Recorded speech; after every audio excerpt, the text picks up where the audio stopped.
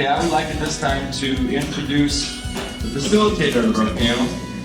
She has a very strong passion for our hobby, for her hobby. She loves minerals. She has also a very strong passion for the participation of women in our hobby. She would also like, before I mention her name, to say that she will be starting an online support network. So when this is all over, if you are interested in that, please come and talk to Gail. She has her card up here, and if you can pick that up and talk to her about that, that would be great. So at this time, I'd like to please give a warm welcome to Gail Spann.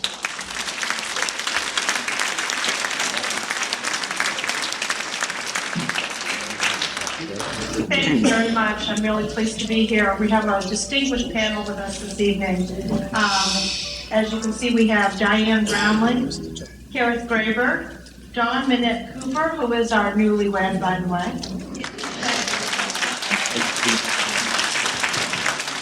Carolyn Manchester and Frazier. Delightful group of women. We're really, really pleased to be here. It has always been considered quite a strong man hobby, but it is now very much so opening up to women. And we have a very different perspective, but we have very many perspectives that are very much alike. So the evening's title, of course, is Perspectives of a Woman Collector. And what exactly does that mean? Well, we're going to find out because each one of us has a very different perspective. I'd like to start this evening with our first speaker, who will be Anne Frazier.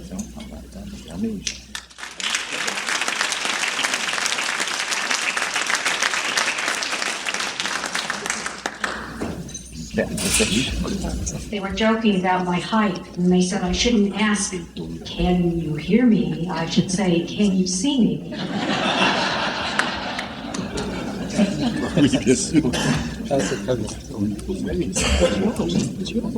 First, I want to thank you all for joining us this evening. And Dave, thank you for putting this wonderful event together for us.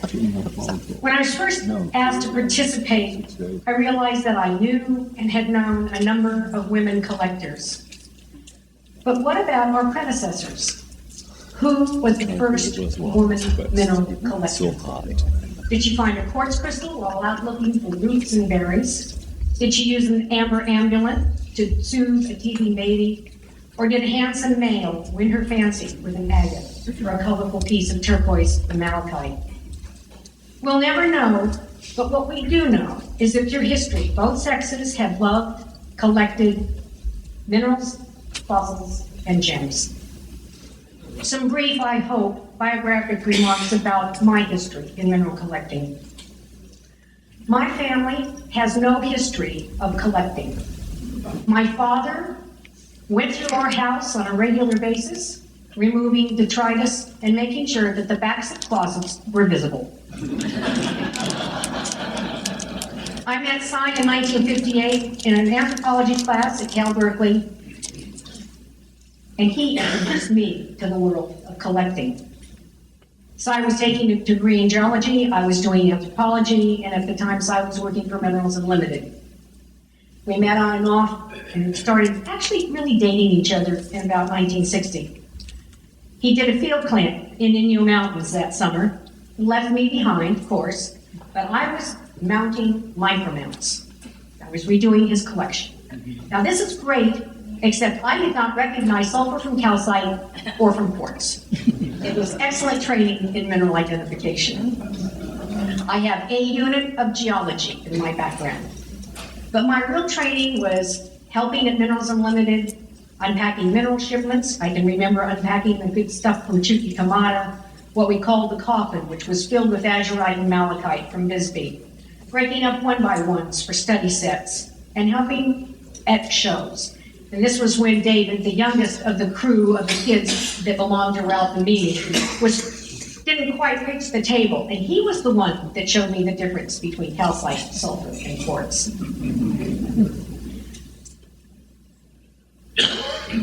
After graduation, Cy was planning on going to Europe to collect minerals on a commercial basis.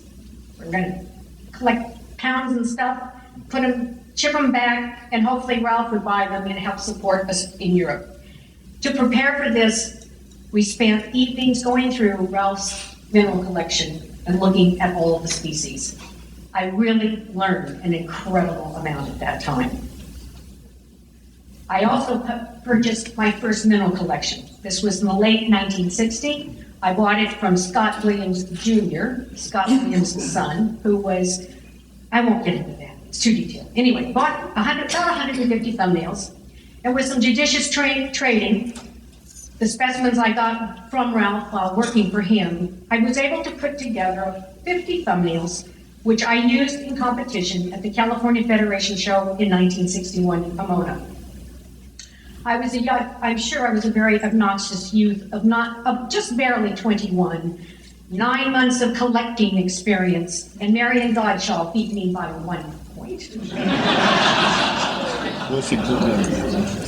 I met Marion, I met Jesse Hartman, I met Noah Shorts, I met Kate Robertson. Knowledgeable, enthusiastic women, all strong collectors, and all willing to help a young girl starting out. Eula wrote a wonderful column called One by One, which appeared in Gems and Minerals magazine. And I was always anxious for that magazine to arrive. It would come and she'd describe some wonderful mineral like come up and say, so I can read forward to buy one of these? Not a chance.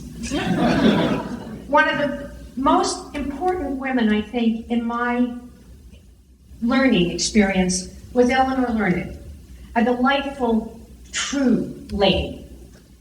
I met her on a field trip when we went to Crestmore. I learned that a woman can wear hiking boots and disreputable clothing when out in the field. She subsequently became the curator of the California State Division of Mines and Geology Collection in the Ferry Building in San Francisco. Si and I got married in the fall of 1961 in London, England. My wedding present was a trip to the British Museum of Natural History. And I think that's where I learned that white minerals with gray spots and green arrows were acceptable. We spent 13 months collecting in Europe. We lived in a 1952 VW Bug, not bus. I cooked in the front seat, slept in the back. We shipped 7 tons of rock back to the United States. We lived on $50 a month. We and our honeymoon cottage on wheels returned to the United States in 1962. We celebrated Thanksgiving with Heinz Hickert. In Florence, Colorado, returned to California, so I went to grad school and I started working at the University of California. Our main goal was to become mineral dealers. In 1964, we purchased part of Minerals Unlimited and opened our store, Frazier's Minerals and Lapidary, in April of that same year. To help support our habits, running a business, which is not lucrative necessarily, we team taught.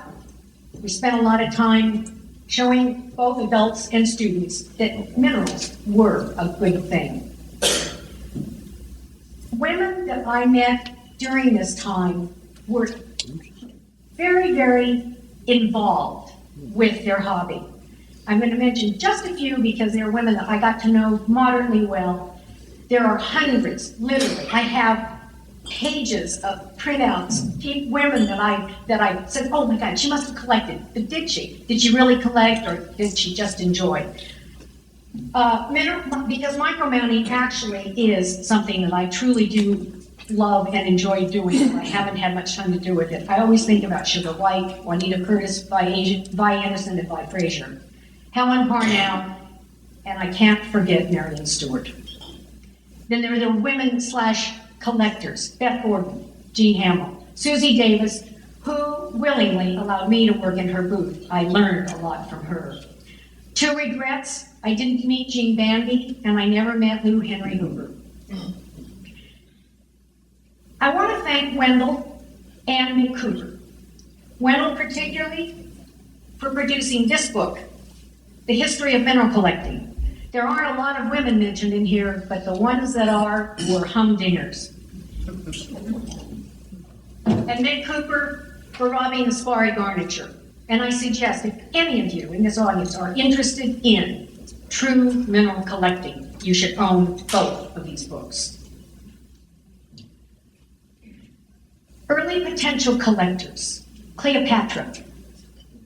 Amethyst goblets, pearls, emeralds. She must have been a walking seductive toxic waste dump using skidmites, malachite, and all of that.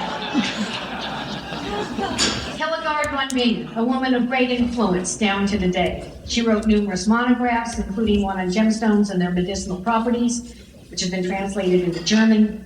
Since Bingen is the site of her cloister and is so close to Idar Oberstein, it's hard for me to think that she did not visit there and collect the amethyst and agate. There are many more. Catherine the Great, two ladies that I would love to get to know, but unfortunately are gone, a woman by the name of Rebecca Lowry, and most specifically Sarah Maughan, who was the wife of John Maughan, wrote the Travels in Germany, or Travels in Brazil. A few women collectors, and that's too tantalizing, who followed them in the 1800s and the 1900s. In working on this presentation, I realized that there is far more information on male collectors than female. There's certainly a great potential for at least one, if not possibly a series of articles. I'm going to pursue this, and I need all the help I can get. We live in a rather insular world in Northern California, and I'm not familiar with the East Coast. I have business cards with me. If anybody would like to help me with this task, I guess, I would love to have you meet me at the end of the evening and maybe talk about women that you knew who were important.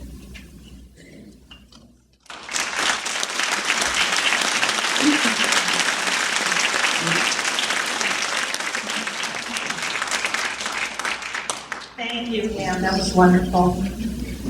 My name is Gail Spann. I live in Rockwall, Texas, very appropriate name. And I'm the newest kid on the block.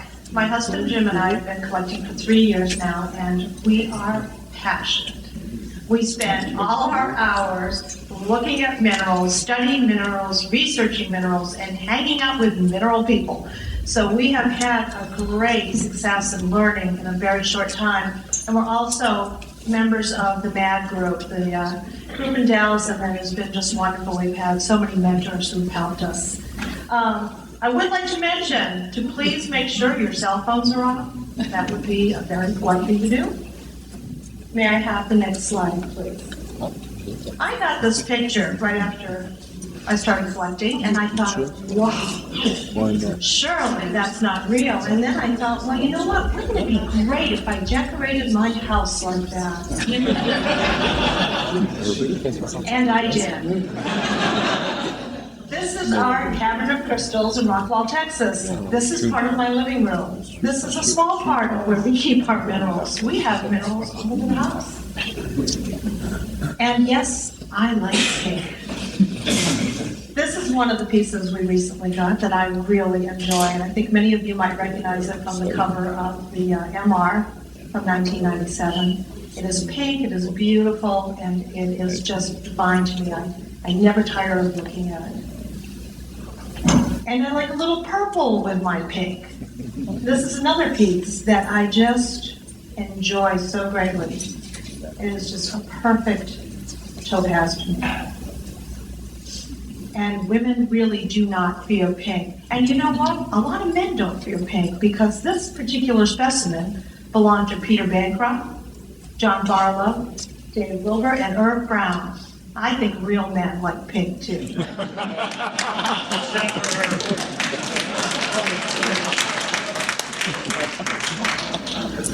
Ring, ring! Excuse me for just a second here. Hello? Oh, no, I'm not doing anything, no. How many people do you want to bring over and show the collection to? Oh, no, that's fine, no. Dinner? Well, sure. Yes, that's very good. Yeah, no imposition at all, that'll be just fine, thanks. Yes, absolutely. Okay. What happens when people are coming over? Things happen.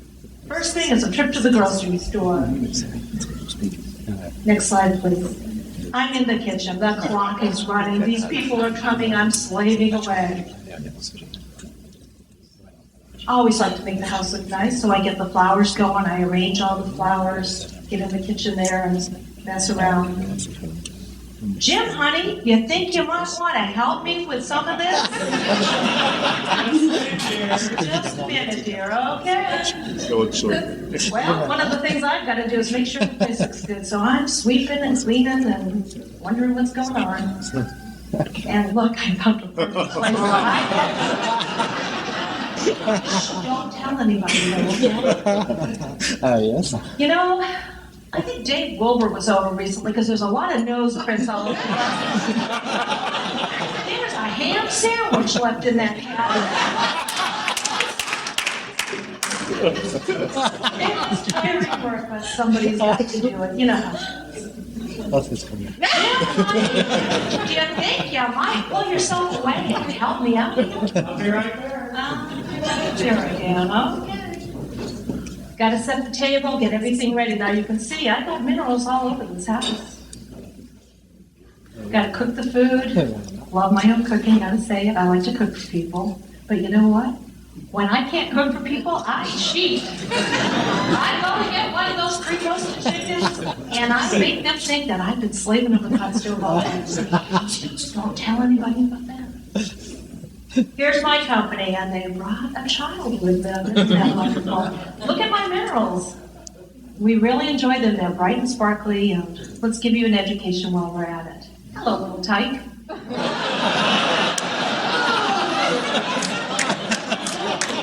Need I say more? What's with that? Anyway, this is usually me at the end of an evening. We've been entertaining. I think Jim is still stuck up the microscope. But I'll tell you what, all our guests do bring joy. Some when they enter, and definitely some when they go. Anyway, I wanted to say goodnight, y'all. We're from Texas. Appreciate it. And I think I'll let Diane come on in and do her talk. Thank you.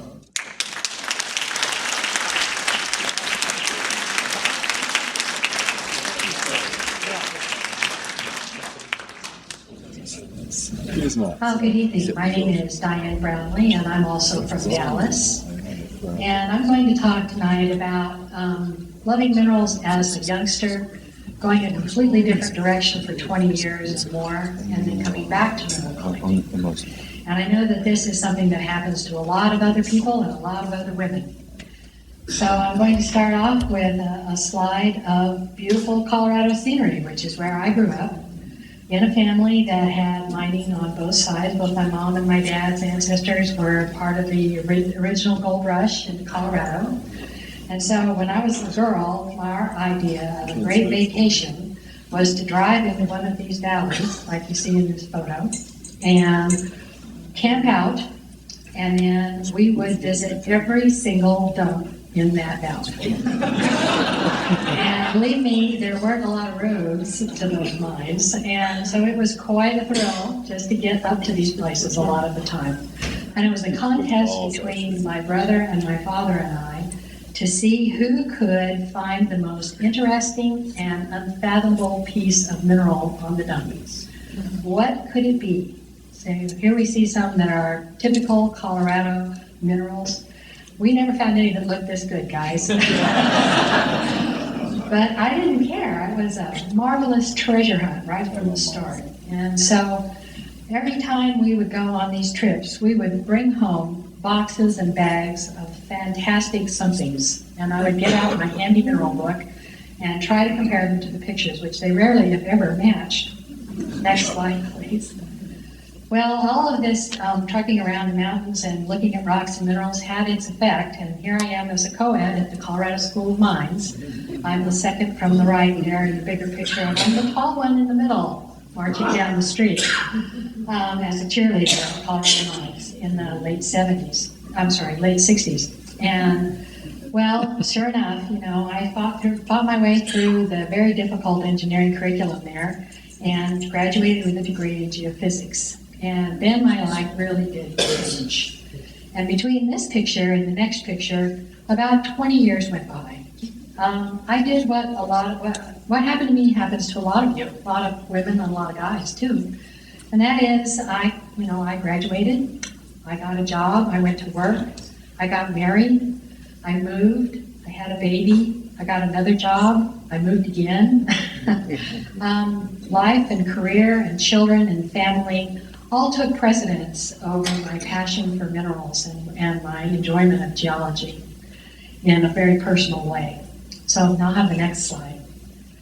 So all of those job changes and all of that moving around ended up with me at the Herd Museum, the Texas Herd Museum, which is in a little tiny town called McKinney, in 1993. And I had given up, I was having a hard time finding consulting work because I needed to be home at 3 in the afternoon for my children. So I took on the job of being the curator of this little tiny museum. And this museum had what every collector dreams of. It had a room of stuff. It had things that people had donated. Nobody on their staff had a geology background, so they didn't know what any of these things were. So there they were, all waiting for me. What a treat. Suddenly, I recall in vivid detail what I liked about mineral collecting. It was just so much fun. I saw things I hadn't seen in years, and you know what? I still saw a whole bunch of things I didn't know what they were.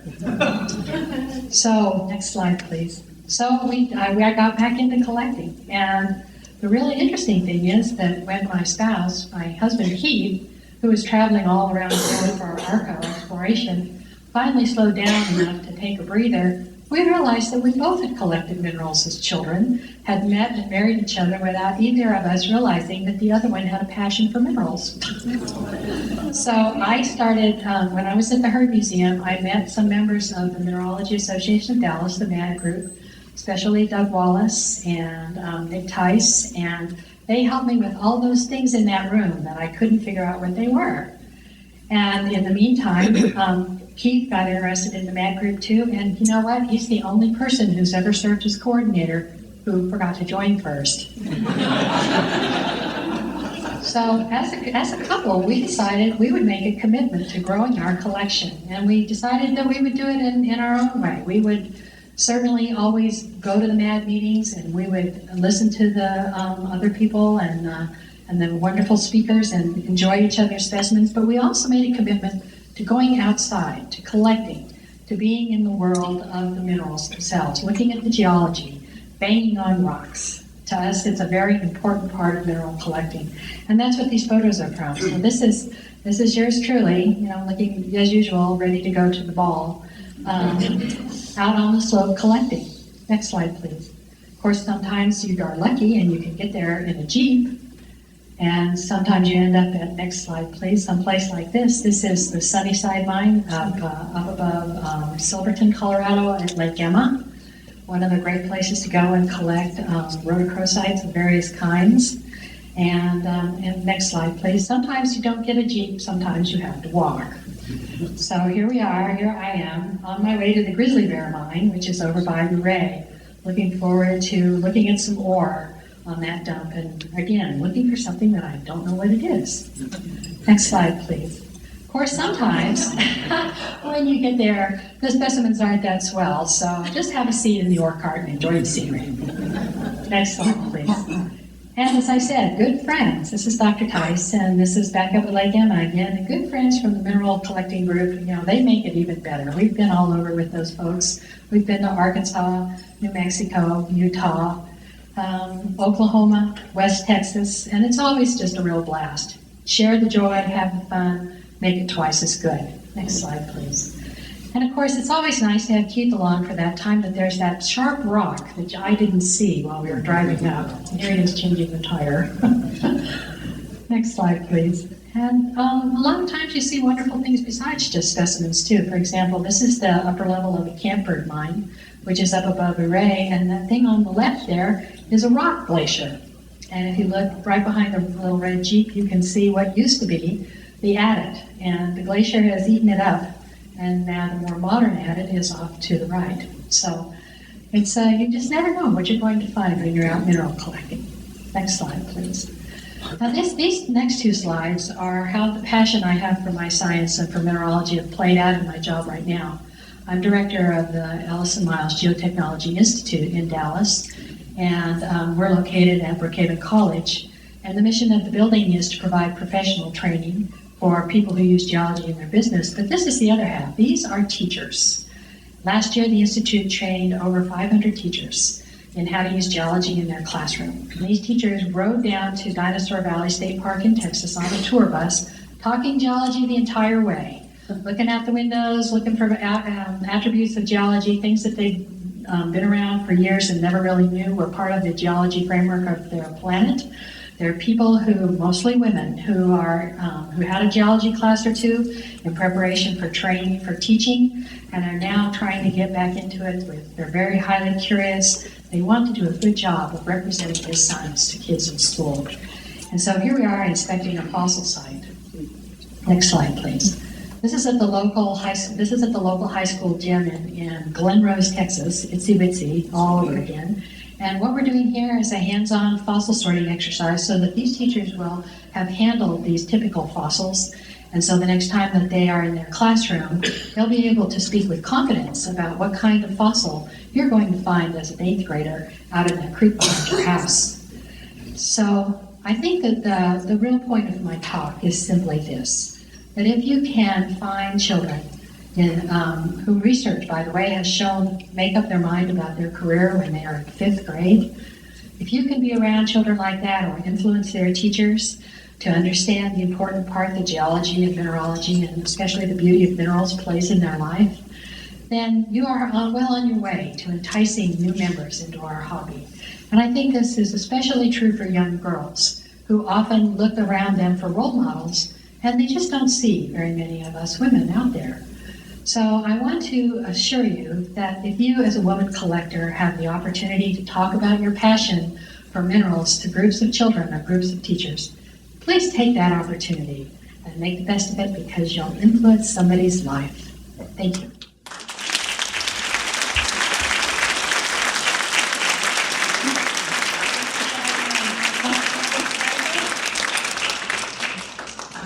Good evening.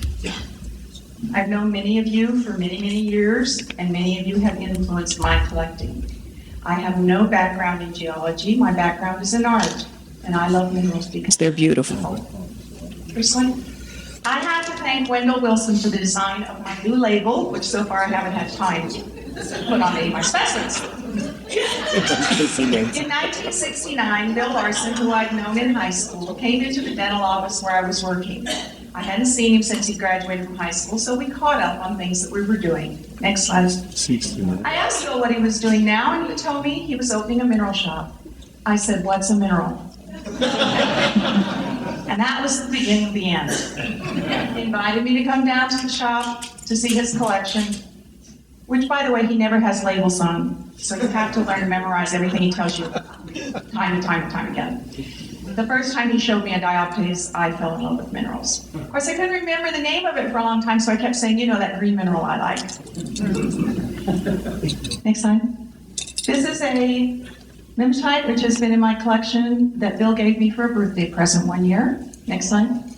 And this is a pyrargite that used to be in Bill's collection, which in some complicated trade ended up in my collection, and has won the Lidstrom and the Romero trophies. Next slide. Wait, I think we skipped one. There we go.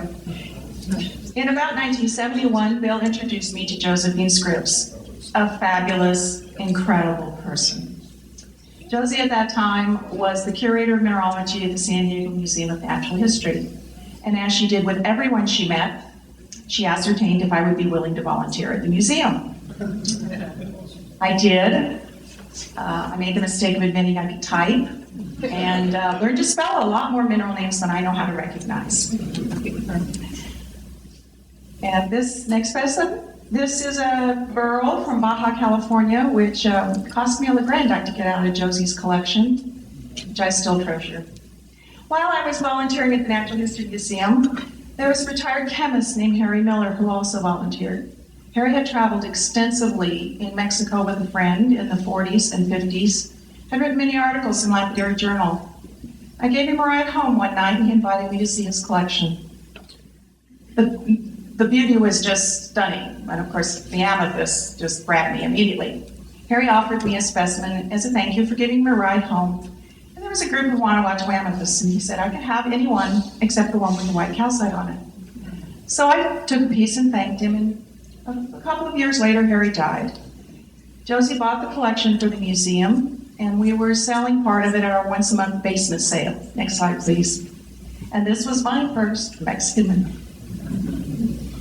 The cow side an amethyst that Harry wouldn't let me have the first time around. It was worth $5 then, and it's still worth $5 now, but it's still a very special piece of my collection. After I bought 3 of the Mexican minerals from Harry's collection, I told Josie I was going to collect Mexican minerals. And Josie said, "Oh, you can't ever hope to have a great collection of just Mexican minerals." Well, when Bill Larson is your mentor, you start out with champagne tastes and a beer budget, and I figured the only thing I could afford was Mexican minerals at that point. A couple of years later, I went to Tucson for the very first time to help Bill and Carla in their booth, and this was the first mineral I bought at Tucson. Tom McKee keystoned this barite for me from $6 to $3. Probably now worth $5. In 1976, I met John Whitmire at the collector shop. John provided me with many of the wonderful minerals I have in my collection today, and I miss him greatly. He also took me from the level of never spending more than $100 to my first time payment mineral.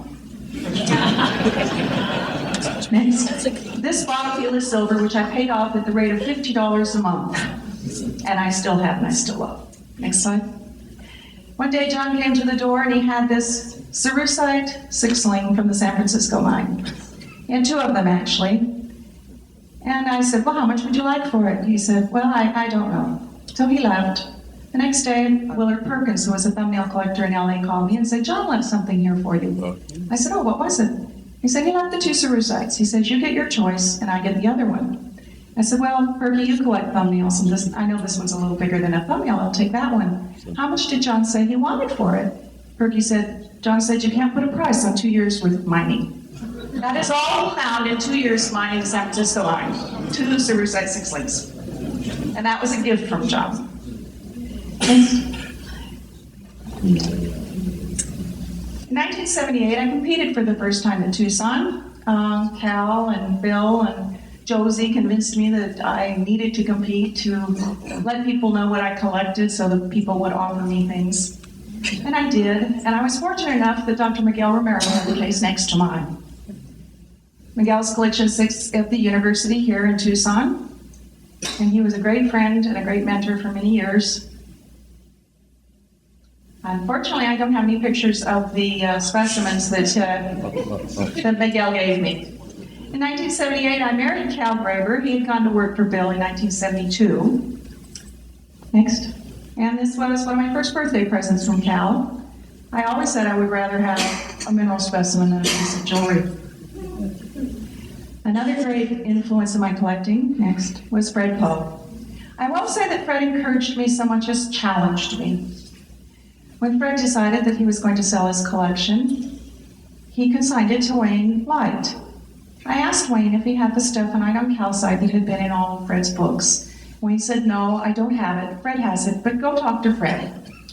So I talked to Fred. We used to visit him fairly regularly when we went up to Reno, and I said, "Would you sell it?" And he said, "Yes, I'll sell it to you." But he wouldn't name a price. Next time I went to see him, I went prepared with cash, and I said, "How much, Fred?" "Well, I don't know."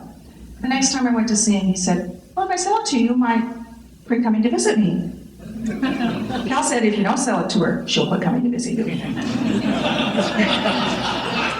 A couple of years later, we drove from Reno to Salt Lake where we were doing a professional meeting, walked up to our booth, asked Cal where I was without even saying hello, walked over and handed it to me. So this was a gift from Fred, and it is pictured in all of his field guides. In 1999, I competed it was the year that Mexico minerals were featured at the Tucson show, and I decided it was time to make a stab at the Desautel's trophy. Next. I won the Desautel's, the Lidstrom, and 2 other trophies that year, and looked up and thought, Josie, I hope you're watching. I'm always asked what my favorite mineral specimens are, and these are some of my favorites. Not by value, just by beauty. This wolfenite and mimetite from the San Francisco mine was in Dick Bedeau's collection. It means as much to me because it was in Dick's collection as because it's a beautiful mineral. Next. This amethyst on quartz, and that quartz is very, very thin, is quite a large specimen, much larger than most of my specimens. And when I walked into our room at the Denver show one year, and Cal was sitting there and had bought it, told me what he paid for it, I said, boy, did you make a mistake. He looked at me like I was crazy, and I said, because I'm not going to let you sell it. He said, it's too big for your collection. And I said, it's Mexican, I get to keep it. I got a letter from Linda Wright after she and Chris got a divorce that she wanted to sell a Christmas tree. I honestly couldn't remember ever having even seen it before. She mailed it to me, and I fell in love with it. It's not a competition anything, but I don't collect for competition. It's malachite needles, azurite needles, some of which are pseudomorph by malachite covered by druzy quartz. I was very amazed in 1999 when I opened the Tucson newspaper to find that this was on the cover of the Tucson show guide for that year. Next. This Legrandite is my favorite of about 7 Legrandites in my collection. Cal keeps telling me I have too many, and I keep telling him there's no such thing. Next. This is my favorite of my silvers. I have silvers from many different mines. I call this the bonsai tree, and it was on the cover of Rocks and Minerals the year that silver was the mineral for Tucson. Next. This is my favorite purple adamite. I have 3. Again, there's never anything so much as too many adamites. You can't have too many adamites. How big is that, Kerith? It's a little bigger than a miniature. It's about 3 inches wide and about 2 inches tall. Next. This is a very hard picture to get mineral to get a picture of. Wendell Wilson photographed it once, and when he sent me the picture, it was purple, and I couldn't figure out what it was. And then it appeared in the Encyclopedia of Minerals, and it was green, and I still couldn't figure out what it was. But actually, it's a squartite, and it is pretty close to that color. It was Julie Schweibel's. It was a portion of the specimen, which now sits in the Houston Museum of Natural Sciences. Cal trimmed it, and Julie very kindly allowed me to color this one. Next. This doesn't begin to show the color, but I was in Mexico. This fellow I bought opals from before in the United States said, I don't really have any specimens except this one. And he was standing outside the sun when he unwrapped it. The moment I saw it, it was not, am I going to buy it? It's how am I going to buy it? He was very, very kind. He trusted me to take it back to the United States and send money to his account in Texas. So the most vital part of my collection is my husband, Cal. He has encouraged me. He has financed me. I have told him that he's very lucky he has a wife who loves minerals as much as he does. He says it's not lucky, it's expensive. But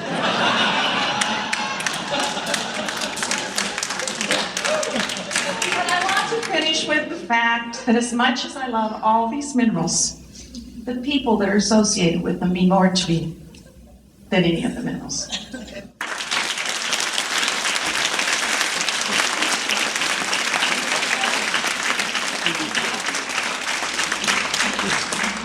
Don Minette-Cooper.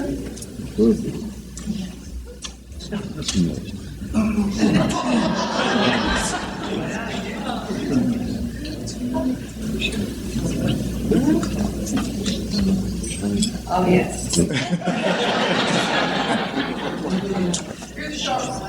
Right. That was the day that I started Colorado School of Mines. A young innocent girl of 17 who thought I was going to the School of Mines to learn jewelry design. It seems that somebody told me that jewelry design was a phase of metallurgy.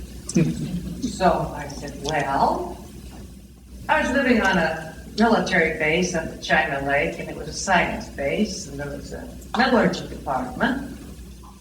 So I went to the head of the department, and I said, well, where'd you go to school? And he said, the Colorado School of Mines. And I said, oh. He tried his hardest to discourage me, and I thought, well, it's a land-grant college. They accept women. I don't know why I couldn't go there.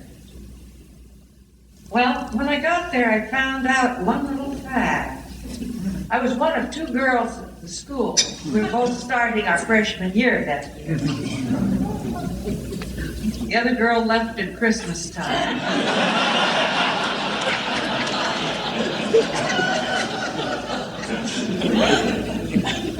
And there I was.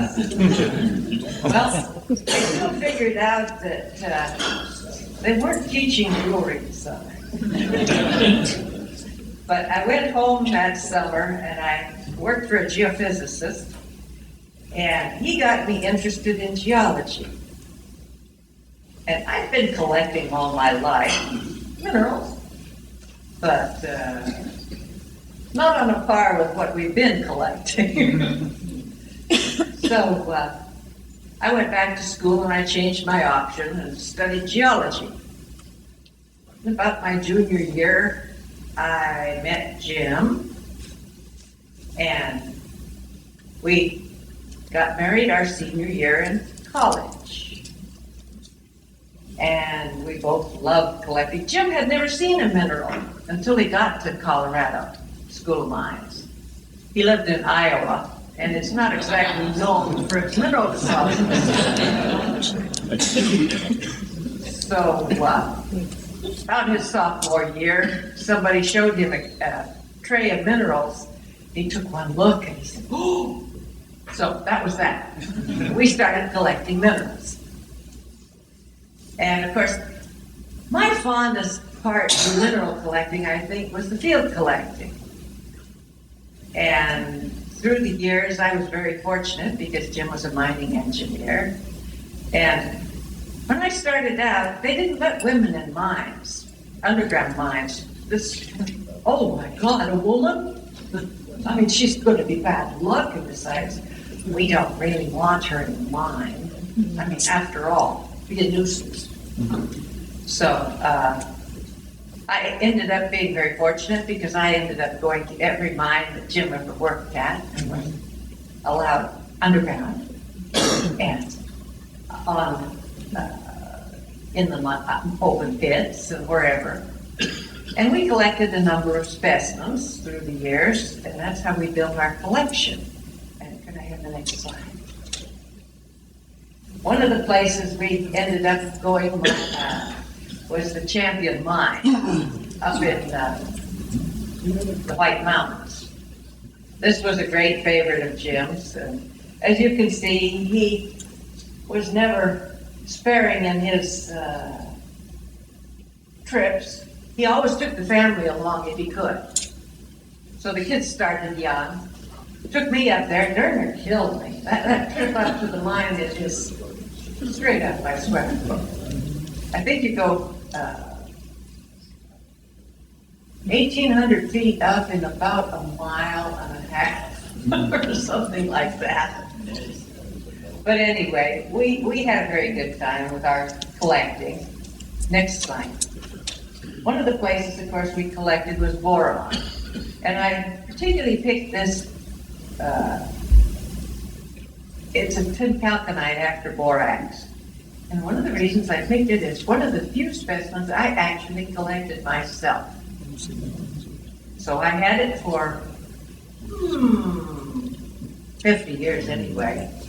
And I donated it to the Colorado School of Mines when we donated a collection in memory of Jim. Okay, next slide. That was a ulexite, what they call a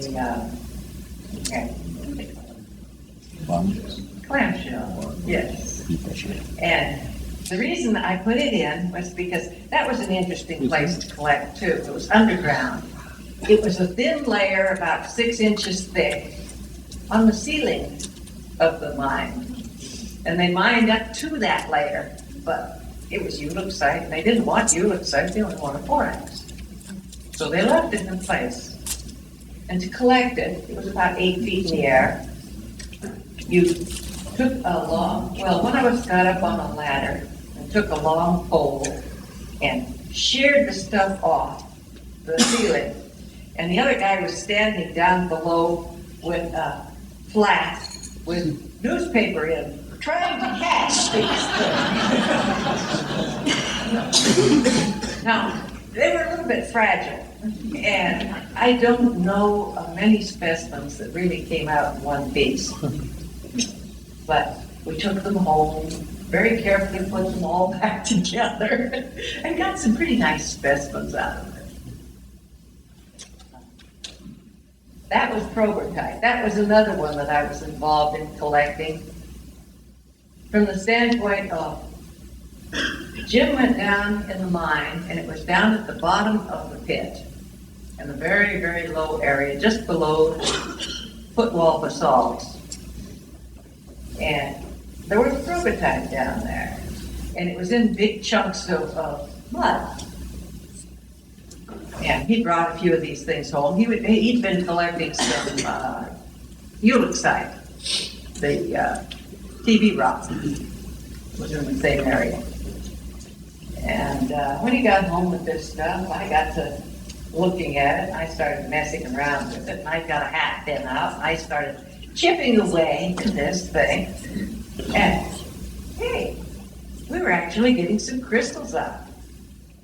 Now, prototype at its very, very best is not all that beautiful, but that's one of the best specimens of prototype in the world.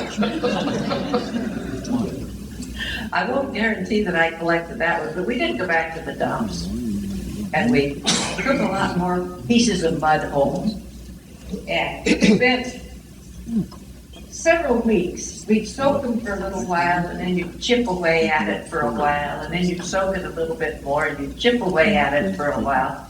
You didn't dare soak it long, because if you soaked it long, the mud would come off, yes, but the whole thing would fall apart. So that was not exactly what you wanted either. Okay, that's a dark picture.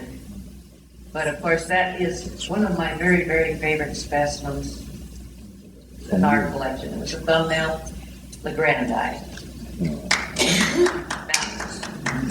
That was used as the logo for the Springfield show in 2002, when I displayed the thumbnails back there, or displayed the whole collection, basically. And the way we got that specimen was quite interesting. The year that the grandites were coming out of Mexico, we picked up quite a few at the show, all we could afford, which wasn't a great number, because we didn't have a lot of money at that point. But Christmas Eve, Al Ordway brought some friends from Australia past. And they stopped in and they looked at the collection, and Jim took them out to the dumps and underground, I believe, and they did some collecting. And when they left our place, they went on down to Mexico. They evidently did fairly well in Mexico, because about a year later, we got this little box in the mail. And in this little box, there were two specimens, two of the granite specimens. And they were sort of a thank you gift for when we had the people there to visit. And you can't beat that. For collecting. Thank you.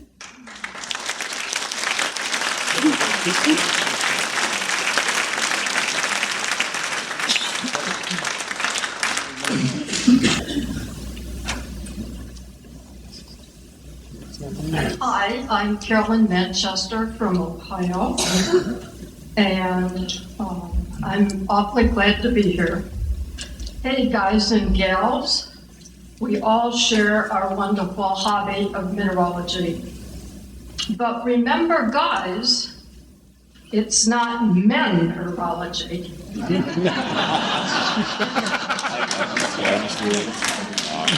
It is min-erals. For you. Now, for all you guys who are in attendance, we love you. And so I've written a poem to you. And if I don't crack up, I'll be It is clear we women are here. Shed no tear, and please don't sneer. Just go and have a beer, and sometimes even call us dear.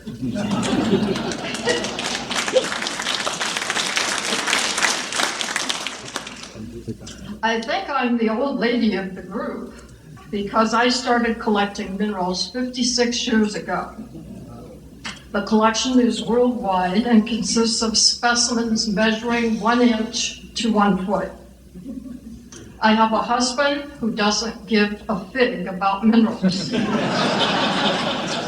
He doesn't care about them, he doesn't know anything about them, and while I was selecting a pretty darn good coon site at Danny Trincello's, he fell asleep on Danny's Davenport. But he has been considerate and supportive of my hobby. I am darn lucky. I think our hobby is good for women as for men because it combines beauty, nature, and wonder. And women like all of those things just as men do. And now I'll show you some pictures of specimens in my collection. This is an epidote from Kenya, measures 2.5 inches, and it's a floater. It's a group of crystals, each one of which is doubly terminated. We'll go on. This is a topaz on albite from Minas Gerais, Brazil. It measures 4 1/4 inches. And I like it because of the formation, the architecture, and the contrast between the matrix and the crystal. Okay? This is calcite and copper from Houghton County, Michigan. And what's not to like about it? The crystals include some copper, and they're pristine. No Wilburs.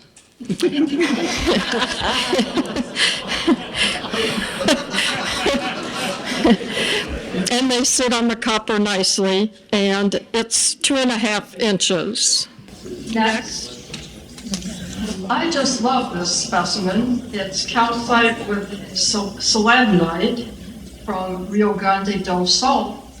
And I put it in a competition once, and the judges said, well, your crystals aren't terminated, it's no good. And I thought it looked like polka dots. And of course, every place that it was a small cavity where the terminations touched the sides of the cavity, they acquired selenite, and I thought it was a pretty darn good piece. It measures 3 7/8 inches. This one's so darn good that both Wendell Wilson and Jeff Scoble asked if they could photograph it, and there was no bill. That's a rarity. Unheard of. It's calcite with copper and cuprite from Anganya, Namibia. It's a thumbnail, and it's one of my treasured specimens, one of my best. And it kind of looks like an aquarium. You look through the calcite and you see the cuprite. Next. This, of course, is an albite variety rubellite with lepidolite from the Jonas mine. It measures 3 inches. And of course, it's pink, and we like pink. And it's doubly terminated, and it's clear. So what's not to like about that? Next. One of the dealers took back a Freiburg, or several Freiburgs. I hadn't purchased any from him, but I thought that was a noble thing to do. So I was looking for something to buy from him, just to reward him. And he had this sort of clunkerish looking big thing, and I bought it. Boy, was I glad. I had it trimmed, and it turned out to be one of my favorite specimens. It's albite variety and dibbolite. It's from Nuristan, Afghanistan. It's just a toenail, 1 1/2 inches. Next, a close-up of the crystal. What's not to like? Clarity, color, form, contrast. Next, We have an alveolite that's golden with lepidolite. It's a large cabinet specimen measuring 1.5 inches. The location is Pakistan. I was told it was Aster, Nangat, Parbat, Pakistan. I don't know for sure, but the golden tourmaline is quite rare. Next, beryl variety aquamarine and albite. And this is one of my favorite specimens from Gilgit, Pakistan. It measures 2 inches and it's a miniature. And of course, again, you have clarity, color, and form and contrast, beautiful termination. And it's blue rather than blue-green, as most of them are. Next. This is a beryl variety morganite from Nuristan, Afghanistan. It measures 4 1/4 inches. And I like it because there are 2 crystals, the one in the back and the one in the front of the morganite. And it has very good form and clarity and color. Next. This is one of the new acanthites from Immature, Morocco. It measures 4 inches. And I think it somewhat mimics a copper specimen. Next. This is a hematite from the Schwanni number 2 from South Africa. It's a toenail. It measures 1.5 inches. And it has such a good luster, and it's a very atypical crystal for a hematite. And I believe Wendell Wilson said that was his favorite hematite of all time. So boy, that made me feel good. Next. This is a pyrolusite from Guerrero, Mexico. It measures 1.5 inches. And I like the formation of it. It's like a starburst.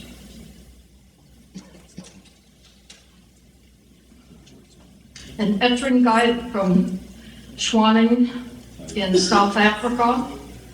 It measures 2 1/4 inches, and it's doubly terminated. It's beautifully arrayed on matrix, and you have good form, color, and contrast. Again, this is one of my best golds. It's from Dawson, Yukon, Canada. It was a crystallized gold, and then it became a nugget. It was waterborne, but it still retained character. Looks sort of like a Christmas tree. It measures 1 1/4 inches. Next. This is a Brazilianite on star muscovite. Measures 1 7/8 inch. And I like the form of it, the color, the clarity, and that's the old form of Brazilianite, as opposed to the more elongated form that just came out. This is the tanzanite from Arusha, Tanzania. It measures 3 inches. Okay. This is a rather rare azurite because the crystals are isolated. It's from Sumeb, Namibia, and there weren't that many that were isolated like this. Measures 5 1/2 inches. Jeff photographed it and said the photo was a dog because the crystals are too blue. They really aren't that blue. Well, heck, I like it that way. He offered to do it over, no way. It's 5 1/2 inches, as I said. Next. Now, I'm known for being pretty kooky. In fact, Dave Weissman said it's okay for you to do this, but everything has to be proper. Well, this one's proper. It's Mickey Mouse. It's from Shilo, Guangdong, China. It measures 2 1/2 inches. It's a complete floater. And I like to go to Disney World, so it's a Mickey Mouse head. Next. What's not to like? It's fluorite on quartz variety Smoky from Chamonix, France, 1 3/4 inches. It's got it all. Clarity, form, color, contrast. Next. This is a cassiterite from Pingwu, Sichuan, China, measures 2 1/4 inches, and it's got good luster and good form. Next. This is a quartz that I paid a fortune for because it looks like plastic. Now, when I tried to explain that to my husband, he wasn't too sure.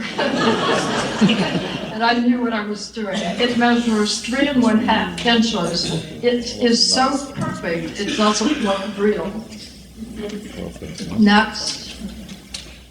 This is a specimen that measures 1 foot across. It's quartz variety amethyst from Santa Cruz, Bolivia.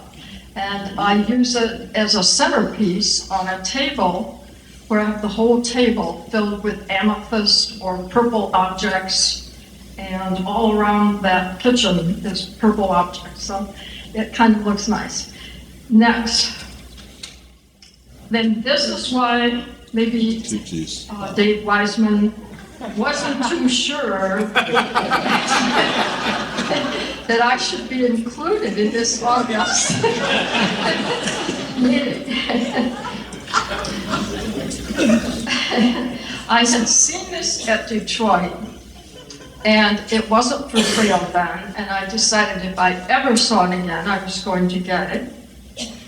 And it measures 5 1/4 inches. It's rhodocalcite on manganite from Cape Province, South Africa. And my husband nicknamed it, you aren't listening, are you, Dave? The Booby Rock.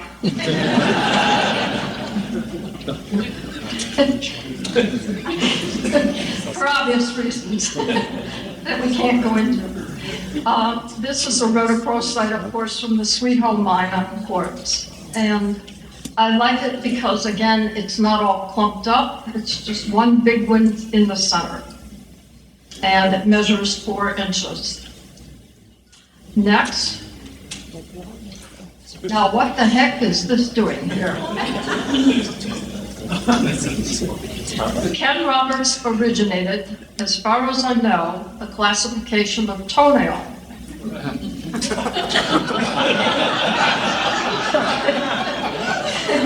He and Betty were in business, and they could sell their thumbnails and they could sell their miniatures.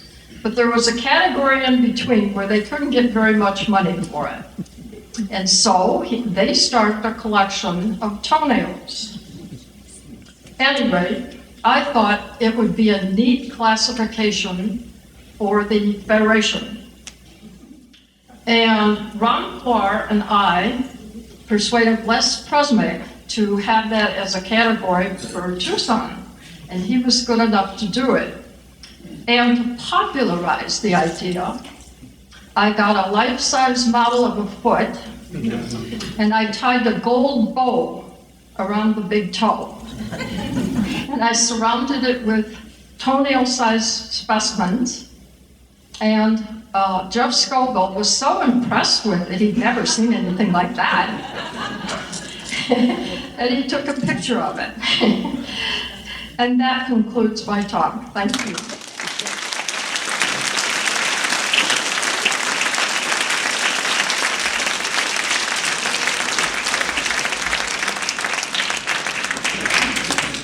Last night, I went to sleep and I woke up in the middle of the night and I thought, please let Carolyn Manchester behave herself.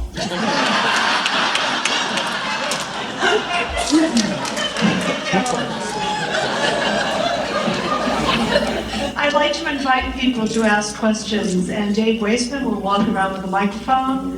We'd really like to answer some questions if you have any, so please feel free. Dave, where are you? I was wondering what mineral shows can do for women collectors to make it a little bit more easier and encourage them to come to the show, especially when they have young children. I'd like to answer that. I really think that a lot of the shows could help women come if they could offer some form of babysitting service, either with certified babysitters or put a room aside and allow people to bring children, leave them, and so the women can walk around and join their husbands or come and look at minerals. I think there's a whole untapped market out there. What do you ladies suggest we can do to encourage more young girls to be active in the field of science? As far as what can we do to encourage that within the school programs? I'll take a stab. Having helped my husband teach a number of classes, specifically on the college level, however, I found that the women who were teaching or who were going to become teachers never really quite understood what this hobby was all about. When we showed them minerals and actually got them to hold the specimens and to look at them, they actually developed a real feeling for this. I fear that what is happening in our schools today is they don't have the proper materials to teach with. And this is where perhaps the clubs can come in handy. I know several people in our area who actually take specimens into schools and teach it. The other thing is, I think we scare the girls. They're taught that they're supposed to become a housewife or a mother or something like that. I know that this is diminishing, but I don't think it's diminishing fast enough. We really have to let women, young girls, know that this is a field of opportunity, that this is not something to be afraid of. I'd like to also address that. I see, at least in Texas, there are science teachers associations, and of course the National Science Teachers Association is the one that is overarching, but every state has their own state's teachers association, and what you should do, I think, is take a look to find the one that addresses our science teachers and see what you can do to help them. And I agree that part of it is not enough materials. These teachers have to buy their specimens from wards. I don't know if any of you have ever looked at their prices, but they are absolutely astounding. And when you get them, they're the size of, they're not even a toenail. I mean, gosh, they're just tiny. So any amount of material that you could give the teachers and make sure that they're appropriately labeled. The other thing is there are a number of programs out there for young girls in particular. The American Association of University Women has a program called Reach for the Stars, and it targets underprivileged young girls in the grades of 5 through 8. And they put on camps, they put on career days, and they specifically go out and recruit the administrators of the schools so that these girls arrive by the busload for these opportunities. And they are anxious to see women role models. And the Reach for the Star program, sorry guys, but you can't teach. So only women can teach, only professional women. So I think more of these kind of opportunities need to be sought out and addressed by the people in your group that really care about this kind of thing. It's not for everybody. A lot of people would just rather donate $5 and help out, which is great. But there are, if you look hard, you can find the people in your group that really are anxious to work with the girls. Can I also add that I noticed that my grandson, his Cub Scout troop is studying minerals, but we also need to take on the Girl Scouts and help out with Girl Scouts. It's harder to do. We have a question back here. I was just curious if any of you women are involved in the Women's Mining Coalition in Nevada. It's an awesome organization. They go to Washington, D.C. and lobby for the miners and for mineral collecting rights. We have a question here. Comment. I have a comment about how to get young girls into science. And one of the ways you can do it is volunteer at your elementary school to present a program. And a woman walks in there and tells them about shark's teeth and rocks, and not the dinosaurs, because they all study that. But there's a woman up there telling them about minerals and other fossils, and getting them, all the kids turned on, but the little girls see that woman standing up there. And it makes a big impression at an early age, and they'll remember it through school. Thank you. I'd like to add a comment to that, and that is that I totally agree. Be involved with your school, offer your services, but take a look at the standards first. Often in Texas, at least, I see parents who, with the best will in the world, go and volunteer at their school, and they'll come and say later, we had a great time, everything was wonderful, the teacher really appreciated. Why didn't I never get invited back? And the reason is that every school has standards and points that must be covered in the time that they are offering you to speak. And so if you're there and you're speaking, about your experiences, as good as it is, it might just as well be Jim and Ted's Excellent Adventure. The teacher has to make up the time. So take a look at the standards, or have a chat with the teacher. What are you studying right now? And then point your talk to what she needs to have the kids hear that day. I guarantee you get invited back a lot.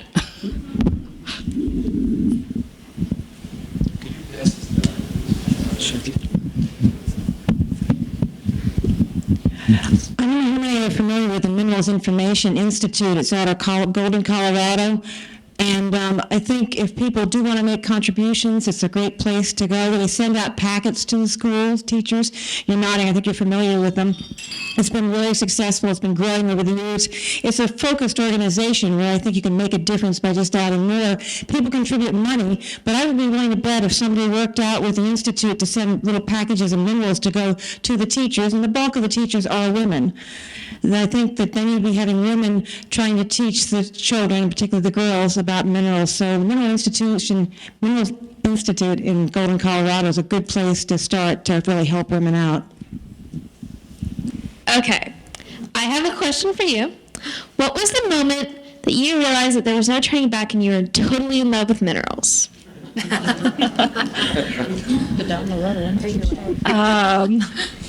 When I Googled the word wolfenite, and I realized you could buy it.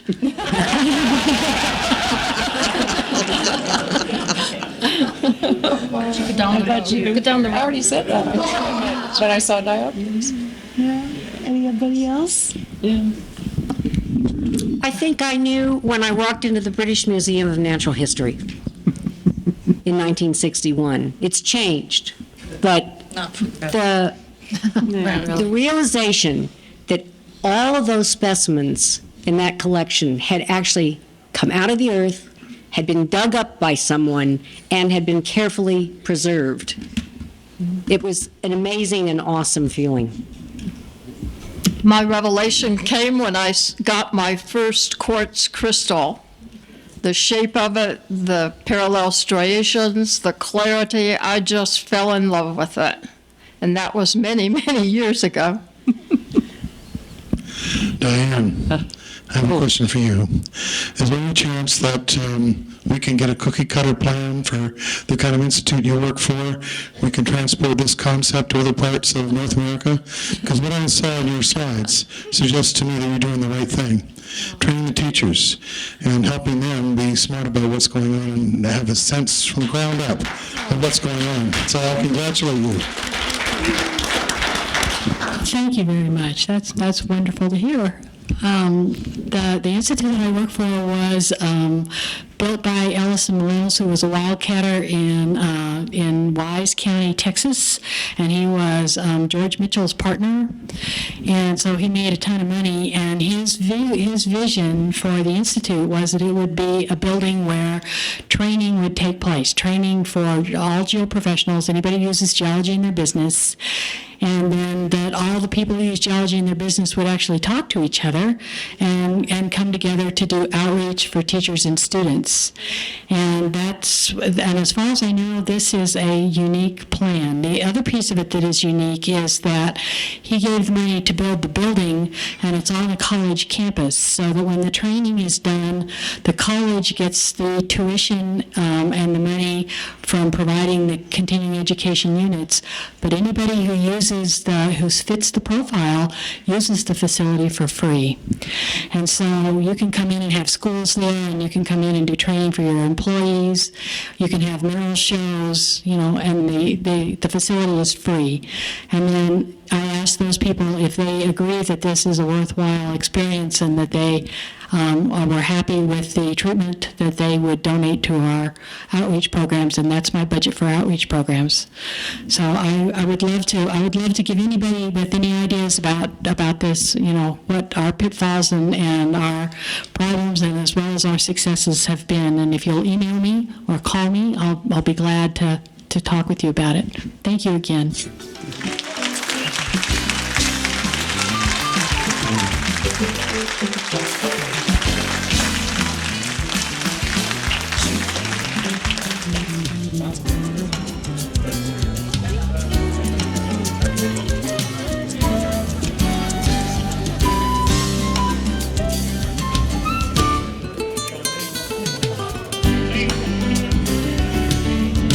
It's really awesome, wasn't it?